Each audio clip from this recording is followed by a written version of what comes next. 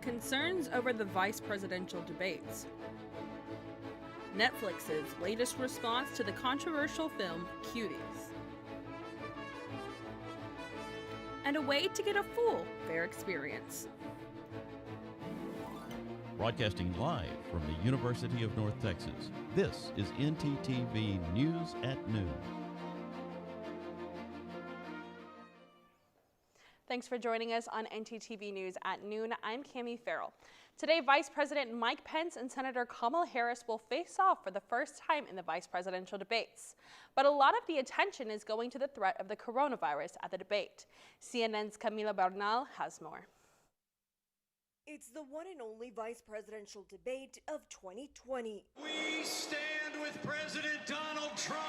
Vice President Mike Pence is expected to continue the attack on liberal ideas and defend the Trump administration. Joe Biden and Kamala Harris would set America on a path of socialism and decline, and we're not gonna let it happen. All of us will stand together for a better future.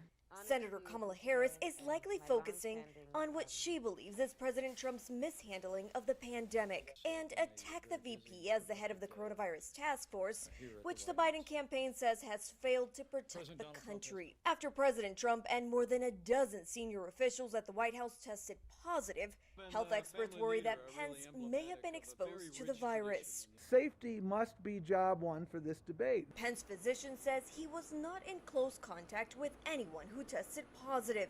His team also says he's tested negative several times and have agreed to a number of new safety measures, including plexiglass barriers. The debate will consist of 9 10-minute discussions, and it will start with a question. Pence and Harris will each have 2 minutes to answer, and after that, they'll have 6 minutes to debate. In Salt Lake City, Utah, I'm Camila Bernal. The Department of Justice is taking the Boston Marathon case against attacker Dzhokhar Tsarnaev to the Supreme Court. Tsarnaev was one of the 2 brothers involved in the 2013 attack that killed 3 spectators and injured hundreds. His brother Tamerlan was killed in an encounter with police after the attack. The Department of Justice is asking the higher court to review a lower court opinion that removed Tsarnaev's death sentence. A federal appeals court overturned the conviction last July, citing jury selection issues and a failure to properly screen jurors for bias. Netflix is in trouble for the controversial French film it's streaming called Cuties. The coming-of-age film is about an 11-year-old girl who joins a dance group named the Cuties. Some critics say it sexualizes young girls. Now Netflix is facing felony charges. On September 23rd, a Tyler County grand jury indicted Netflix. The indictment states that Netflix promoted and distributed visual material, quote, against the peace and dignity of the state. The document also states that the film held no serious literary, artistic, political, or scientific value. Netflix has responded by saying critics are missing the point of the film. In a statement to USA Today, Netflix said, quote, Cuties is a social commentary against the sexualization of young children. This charge is without merit, and we stand by the film. My morning drive to the studio this morning was nice and sunny. Let's turn to Elizabeth, our weather anchor, for a first look. It sure was, right? So today we will be experiencing plenty of more sunshine. Our current temperature is 81 degrees with the feels of 89 degrees Fahrenheit, a wind speed of 8 miles per hour. Although tonight it will be a little chilly, so don't forget your sweater if you're on the go. It will be 59 degrees and feels of 60 degrees with 10 miles per hour wind speed. Tomorrow's temperature will be going a little bit up higher to 87 degrees and a feels of 87 as well and a 10-mile-per-hour wind. And that's all we have for right now. Kimmy, now back to you. Thanks, Elizabeth. When we come back, we'll have an update from the Buc-ee's incident and show Google's latest update. Stay with us.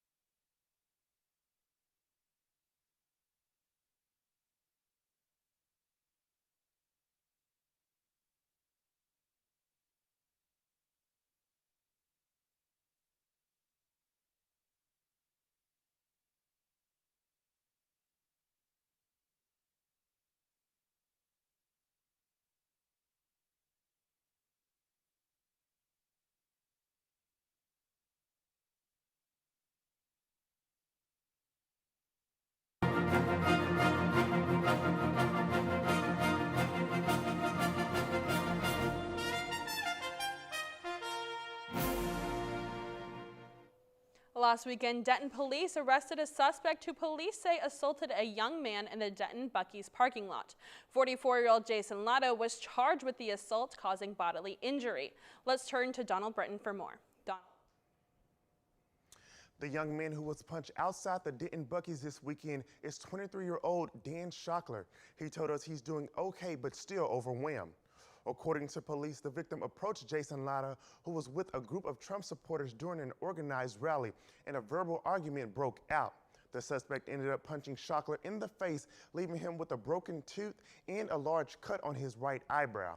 Schockler said he intended to engage with others during the rally in hopes to open their minds. People to know that, hey, there's people who want to engage with you. We also don't want, you to just think that nobody's going to try and not engage with you when you go out and do Trump rallies. I want to be there peacefully to engage, but I want to engage with them, and obviously oppose their ideas, but not in any violent way. I'm not a violent person, so. Schockler set up a GoFundMe page to help pay for his medical bills, and any remaining money raised will be donated to support Denton Food Not Bombs and the Audre Lorde Project. Back to you at the desk. Thanks, Donald. Even though the state fair is canceled this year, DFW residents will still be able to experience a fair setting. Jessica Jamal has more. What's got a Ferris wheel, funnel cake, carnival games, and big techs? No, it's not the State Fair of Texas, it's Ferris Wheeler's Backyard and Barbecue. This pop-up patio looks a lot like the famous Texas State Fair. They feature live music, a full restaurant, and fair fun for the whole entire family. The owner, Cody Hand, felt that this is what Dallas needed in lieu of the fair's closing due to the current pandemic. Well, whenever they said we wouldn't have a state fair, it just kind of was a no-brainer. It's located in Dallas, just 7 minutes from Fair Park. If you're not up for the drive-through Texas State Fair this year and miss what the fair used to be, then Ferris Wheelers is the spot for you. So fun to see families come out and enjoy some of their favorite things that happen at the fair, whether it's cotton candy, corn dogs, funnel cakes. It's been a lot of fun. They have games out here. The atmosphere is just so much fun. Ferris Wheelers features an indoor and outdoor area. The pop-up is open until October 25th, but keep an eye on the place for what theme they come up with next. Be sure to go take a look if you're missing the fair this year. Is that sunny, warm weather here to stay? Let's turn to Elizabeth for our full weather report.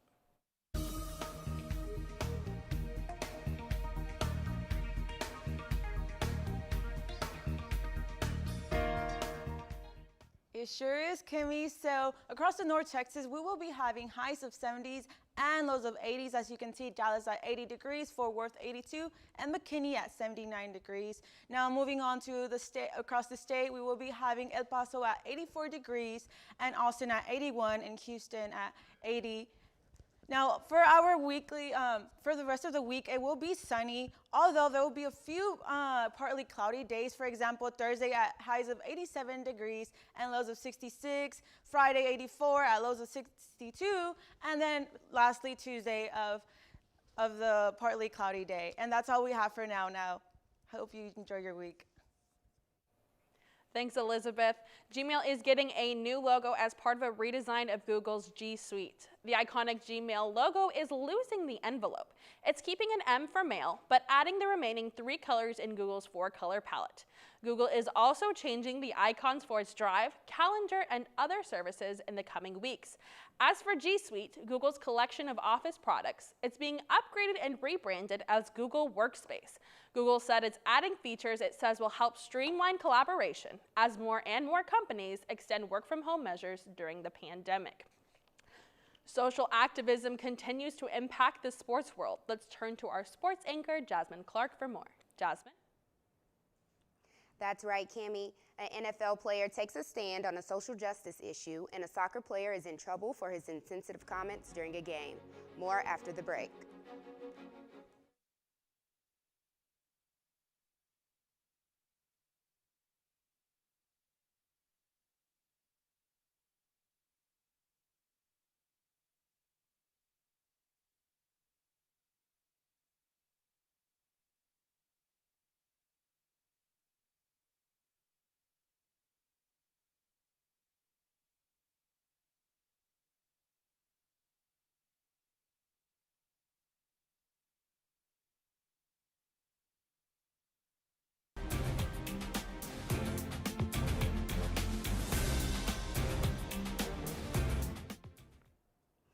Green Bay Packers linebacker Zadarius Smith showed his support for Breonna Taylor after a big play in Monday night's win over the Atlanta Falcons. Smith pulled down his undershirt to reveal the message, "Rest in heaven, Breonna Taylor," after sacking Falcons quarterback Matt Ryan in the final seconds of the first half. A grand jury decided not to charge the officers in her death, but former detective Brett Hankinson was indicted for 3 counts of wanton endangerment in the first degree for allegedly firing blindly into Taylor's apartment. Taylor's death has sparked protests around the country, and many athletes have expressed disappointment in the grand jury's decision. After Green Bay's 30-16 victory, Smith told reporters, "With Breonna, it's going to be something for me every week. I feel like in those situations, what's right is not right. But for me, I know tomorrow we are going to do something special for someone, so hope you guys stay tuned for that." Phoenix Rising FC player Junior Flemings has been handed a 6-game suspension and undisclosed fine following an investigation by the USL Championship into his alleged use of a homophobic slur toward San Diego Loyal's Colin Martin. Last week's incident caused Martin and head coach Landon Donovan to lead the team off the pitch in protest. Flemings denies using a homophobic slur, calling the allegations false on Twitter, though he has since deleted his account.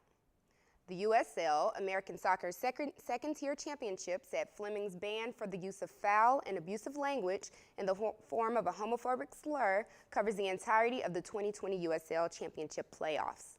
Flemings is on administrative leave and could face further punishment from his club. That's the rundown with sports this week. Back to you at the desk, Cammie. Thank you, Jasmine. Nearly half of registered voters in both parties say that they don't have a single close friend who supports the other major party candidate. That's according to a recent Pew Research Center survey. But 2 Cedar Park neighbors are bucking that trend and asking others to follow suit. Maureen Linton and Tasha Hancock live in Cedar Park, a suburb outside of Austin. They say supporters on both sides there have been vandalizing and stealing from each other's political signs. Linton supports Trump, Hancock supports Biden, but they don't let that get in the way of their close bond. They took to Facebook with a message of tolerance, showing pictures of themselves illustrating their loving friendship. They asked their neighbors to show respect and goodwill, and they say the post has gotten a positive reaction. Thanks for watching ntTV News at Noon. Join us again here tomorrow on North Texas Television.